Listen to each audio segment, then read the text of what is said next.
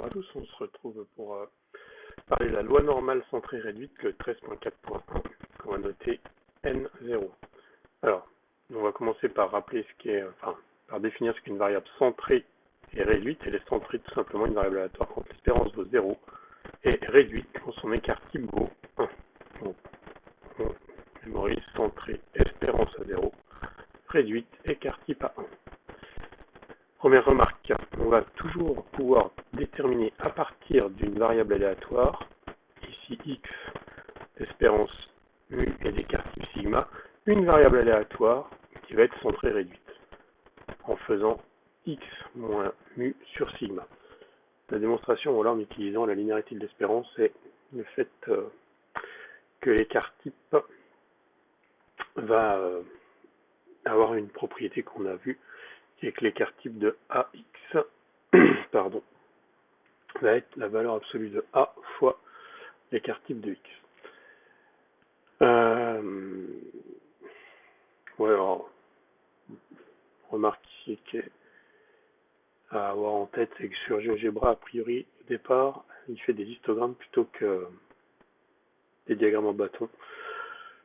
Bon, il suffit d'avoir en tête que dans ce cas-là, l'histogramme, ça va être formé de rectangles centrés par rapport à la valeur K et ayant une aire proportionnelle à la proba. Alors, on va ici, nous, voir pourquoi ça a marché dans notre activité, là, où on avait notre variable aléatoire qui suivait une loi binomiale. On pouvait approcher ça par une variable aléatoire qui suivait une loi normale en détaillant ce qu'est le théorème de Moivre-Laplace qu'on va admettre.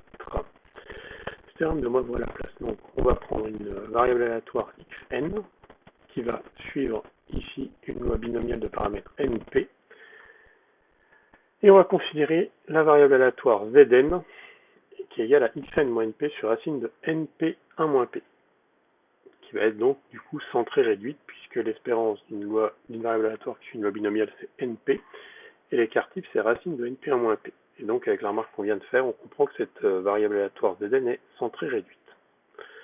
Pour tout réel AB, ce que dit le théorème Moivre-Laplace, même si on prend A plus petit que B, c'est que la limite, quand n tend vers plus l'infini, de la probabilité que Zn soit entre A et B, c'est égal à cette intégrale-là, l'intégrale entre A et B de 1 sur racine de 2pi exponentielle de moins x carré sur 2 dx.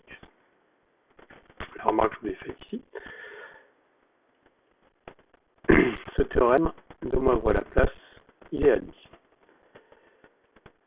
On va définir maintenant ce qu'est une variable aléatoire qui suit une loi normale centrée réduite. Donc, centrée réduite, on comprend, mais une loi normale centrée réduite, c'est donc une variable aléatoire qui va suivre une loi normale, ce qu'on appellera une loi normale, donc d'espérance 0 et d'écart type 1, puisqu'elle sera centrée réduite. Hop, donc ici, notre variable aléatoire, elle va suivre une loi normale centrée réduite, lorsqu'elle va avoir pour densité la fonction f définie par f de x égale 1 sur racine de 2pi e de moins x carré sur 2. Je vous ai fait ici la représentation graphique de la fonction de densité. Alors, il faut vraiment avoir en tête cette courbe en cloche, c'est classique, ça va faire une courbe comme ça, courbe en cloche, et on va s'en servir beaucoup de la représentation graphique de notre fonction de densité pour déduire des propriétés en utilisant la symétrie qu'on voit apparaître par rapport à l'axe des ordonnées de du graphe de la fonction de densité. Bon, comme toute variable aléatoire suivant une loi donnée par une densité, la probabilité pour x d'être entre a et b va être égale à l'intégrale entre a et b de la fonction de densité. Donc là, c'est quelque chose de classique. Étant donné que la fonction de densité, c'est 1 sur racine de 2pi e de moins x carré sur 2, la probabilité pour x d'être entre a et b, c'est l'intégrale de ça. Ok. On considère pour la propriété 1310 une fonction f donc de densité de la variable aléatoire x suivant la loi normale de paramètre 0,1. Dans ce cas-là, sans surprise, l'aire totale entre la courbe représentant la fonction de densité et l'axe des abscisses, c'est 1. Pourquoi sans surprise? Puisque c'est une fonction de densité, donc la proba c'est 1 en étendant la notion de densité à des bornes infinies d'intégrale. La fonction f est paire, puisque quand vous remplacez x par moins x, là-dedans ça ne change pas. Donc sa courbe représentative, sans surprise non plus, est symétrique par rapport à l'axe des ordonnées. D'accord? Ici on le voit bien apparaître, symétrique. Et donc par un argument de symétrie, je pense que vous en conviendrez sans problème. On ne va pas chercher à démontrer ça là, parce qu'il faudrait aller utiliser des choses qu'on n'a pas encore vues sur l'intégrale pour ces choses-là. En particulier le changement de variable dans une intégrale. Donc par un argument de symétrie, on va nous essentiellement travailler en termes de symétrie par rapport à la courbe. On comprend que la probabilité pour x d'être plus petit que moins u, donc là on comprend que c'est l'aire sous la courbe ici, c'est clairement égal à la probabilité pour x d'être supérieur à u par symétrie de cette courbe de fonction de densité. D'accord? Et donc les propriétés suivantes, c'est pareil, on va les obtenir, enfin les propriétés là dans la conséquence, on va les faire ressortir en utilisant la symétrie de cette fonction, enfin de la courbe de la fonction de densité. Alors, première conséquence, la probabilité pour x d'être inférieur strict à 0 qui est inférieur ou égal à 0, ça c'est pas une conséquence, là, on l'a tout le temps, du moment qu'on a une variable aléatoire qui suit une loi continue. C'est égal à la probabilité pour x d'être supérieur à 0, strict ou large, et c'est 0,5. Alors pourquoi? Par des arguments de symétrie, on va le comprendre assez facilement. Voilà, ici, ma courbe en cloche, elle n'est pas terrible, mais bon, on va raisonner quand même, on va faire un petit peu mieux. Voilà. Ici, être inférieur à 0, je vais le colorier en rouge, on a ça, et être supérieur à 0, ça correspond à l'aire qui va être colorié ici en marron, orange. D'accord? Alors, si on a vraiment une symétrie, on comprend que ces deux aires sont les mêmes, donc c'est pas étonnant d'avoir ça égal à ça. Et pourquoi c'est égal à 1,5? Puisque ça représente l'ensemble de la courbe, enfin l'ensemble de l'aire sur la courbe si on fait la somme des deux. Si on fait la somme de deux fois la même chose et que ça vaut 1, puisque l'aire sous la courbe, on l'a rappelé un petit peu avant, valait 1, chacune de ces aires vaut 1,5. Donc pas de problème pour cette première conséquence. Deuxième conséquence, la probabilité d'être supérieure à A, ici. Donc, pareil, faire un graphique. J'essaie de le faire un petit peu mieux, c'est pas gagné. Hop. La probabilité d'être supérieure à A, donc quand je prends un certain A ici, je vais avoir le moins A ici. La probabilité d'être supérieure à A, là c'est l'aire qui va être là. Alors que la probabilité d'être inférieure à moins A, dans ce cas-là, c'est cette aire-là. Et à nouveau, par un argument de symétrie, on comprend bien que ces deux aires sont les mêmes, ce qui justifie cette première égalité. Maintenant, la probabilité d'être inférieure à moins A, qui est donc claire en rouge, on peut comprendre qu'on peut voir ça comme étant là, ici, l'ensemble de toute l'aire sous la courbe, à savoir 1, à laquelle on va enlever la probabilité d'être inférieure à A. Donc là, je le fais en bleu, la probabilité d'être inférieure à A. Si vous enlevez tout ça, il vous reste quoi? À 1, il vous reste ça. D'accord? Et ça, c'est bien la probabilité d'être supérieure à A. Et on a vu que c'était aussi la probabilité d'être inférieure à moins A. Pourquoi maintenant ça fait 1,5 moins la probabilité d'être entre 0 et A? Là, vous regardez seulement la moitié de la courbe dans votre schéma. Ici, si vous regardez la moitié de la courbe, vous savez que cette partie-là, donc l'aire ici, qui va être hachurée en vert, là, si on arrive à voir, oui, toute l'aire qui est hachurée en vert, ça fait 1,5. Ok? Et ici, si à ce 1,5 vous enlevez ce que je vais hachurer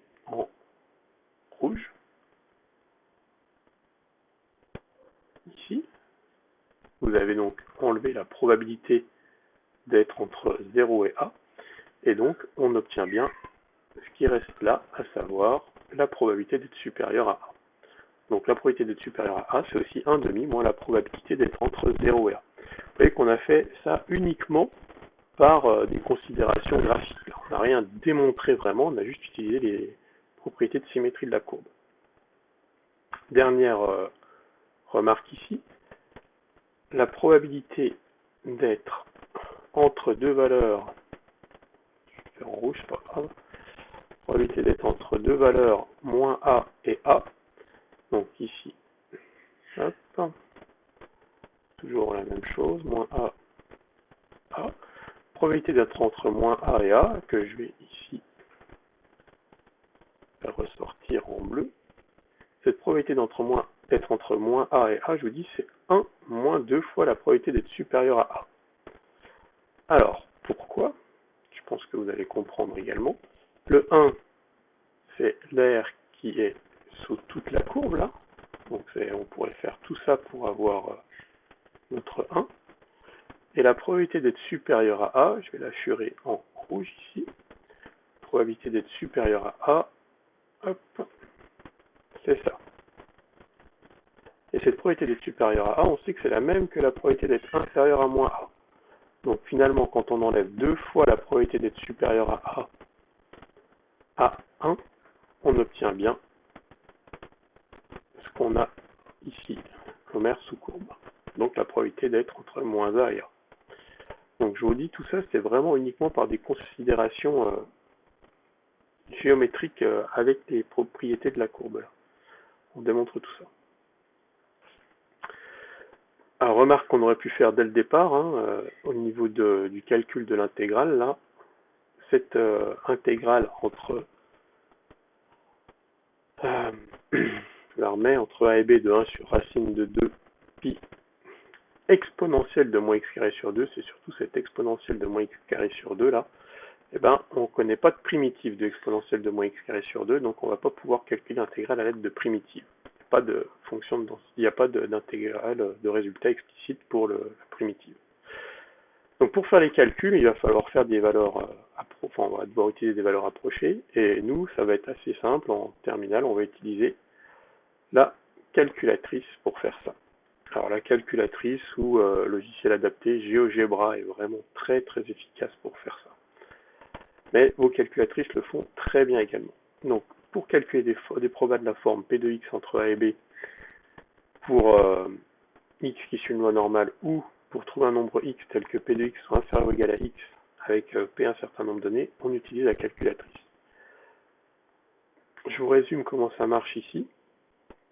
Vous regarderez en fonction de vos calculatrices.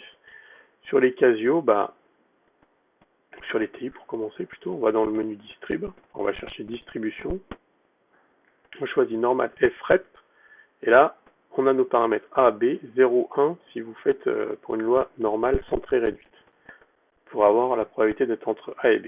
Et si vous voulez trouver le X ici qui vérifie ces conditions-là, dans ce cas-là, vous utilisez frac normal. D'accord? Sur les Casio, c'est le même genre de démarche. Vous allez aller, comme d'habitude, dans le menu Stat, Distribution normalisée, norme, NCD pour avoir entre A et B, et 1N pour avoir le X qui satisfait à ces conditions-là. Vous y reviendrez quand vous aurez besoin de le faire, vous verrez, c'est juste comme ça, vous vous rappellerez que c'est marqué ici pour chercher la façon de faire. Hop. Il y a pas mal à faire encore, on continue dans ce point-là. Petite remarque enfin en termes de proba, quand vous avez à calculer la probabilité pour x d'être inférieur à A ou B, là j'ai mis B dans l'énoncé, vous pouvez faire comme si vous cherchiez la probabilité d'être entre un truc très très petit ici, donc par exemple, moi j'ai mis moins 1, moins 1 exposant 99, ça veut dire moins 10 exposant 99. Ça c'est une possibilité, ou alors, d'être un petit peu plus rigoureux, vous considérez que pour être inférieur à B, il faut être inférieur à 0 et être après entre 0 et B. inférieur à 0, on a vu que c'était 1 demi. Et ici, vous utilisez la façon de faire précédente. Ok? Bien. Alors, on va définir maintenant ce qu'on appelle l'espérance. Enfin, ce qu'on appelle. Vous savez ce que c'est que l'espérance, mais donc l'espérance d'une variable aléatoire qui suit une loi normale centrée réduite. Donc, en fait, cette espérance, c'est l'intégrale de moins l'infini à plus l'infini de t f de t dt. Ça, c'est la définition en réalité générale de l'espérance de toute variable aléatoire à loi de densité f. Et nous, comme on ne peut pas trop écrire des intégrales avec des bornes infinies en terminale, on est obligé de repasser par la limite en prenant des bornes qui tendent vers plus l'infini ou moins l'infini.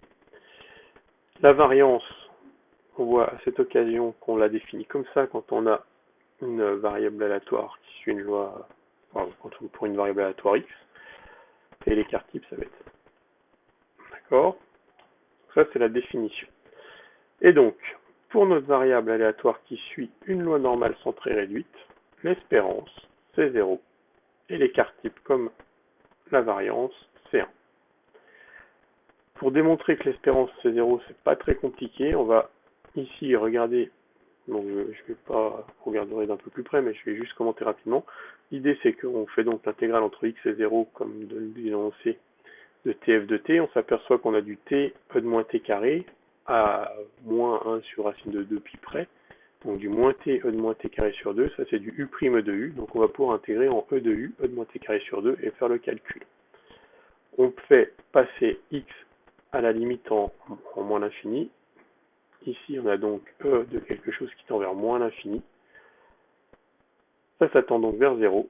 Et donc il me reste moins 1 sur racine de 2 pi. Et on fait la même chose pour l'intégrale de 0 à y de tf de t. Cette fois on trouve 1 sur racine de 2 pi. La somme des deux fait donc 0. On a donc une espérance qui est nulle. Pour la variance et l'écart type, on admet le résultat. Ou quasiment, ouais, dernière propriété, les deux derniers théorèmes et propriétés ici. Le théorème 13.2, dont la démonstration est censée être à connaître en terminale. Bon, censée, hein, c'est lisez-la, comprenez-la, elle n'est pas très compliquée. Et pourquoi elle est censée être à connaître? Parce qu'elle fait appel, on va le voir, au théorème des valeurs intermédiaires. Donc ici, on prend une variable aléatoire grand X qui suit une loi normale de paramètre 0,1, donc centrée réduite, et on va appeler alpha un réel compris strictement entre 0 et 1.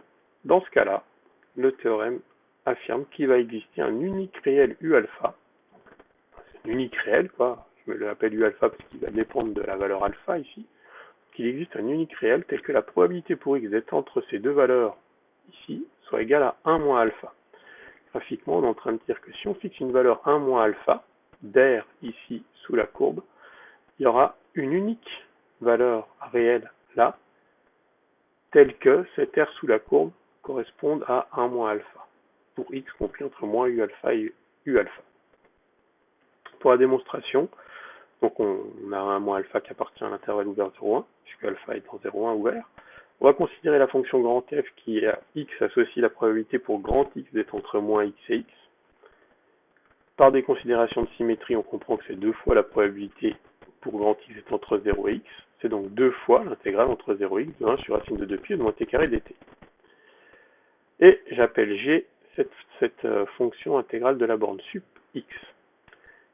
Intégrale de la borne sup, on a vu que ça c'était donc une primitive de la fonction qui a t associée 1 sur racine de 2 pi e de moins x moins t carré sur 2. Comme grand F c'est 2G et que G c'est une primitive elle est dérivable donc elle est continue, donc grand F est continu sur 0 plus infini.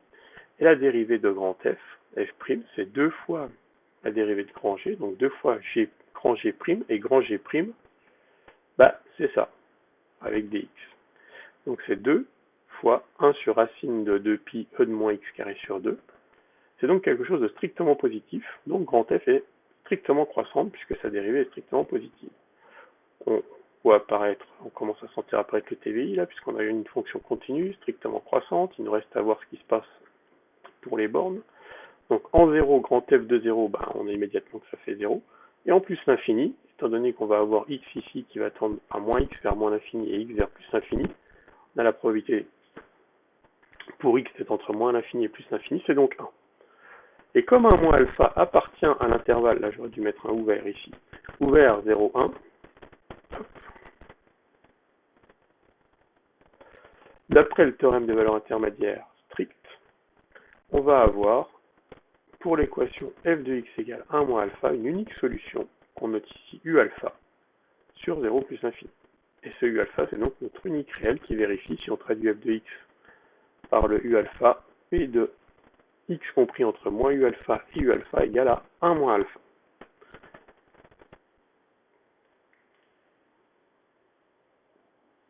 Dernière propriété, des valeurs qui sont censées être à connaître selon le programme. Alors franchement, je vois vraiment pas l'intérêt moi, mais bon, le programme vous le dit. En fait, je pense que l'intérêt, c'est pour faire ressortir ce que j'ai mis en remarque ici. C'est d'avoir se rendre compte que, bah oui, si vous écartez, enfin, la probabilité pour x d'être entre moins 1,96 et 1,96, c'est 95%, 0,95, et que vous avez une probabilité de 0,99, finalement 99% de chance pour que la valeur x soit comprise entre moins 2,58 et 2,58.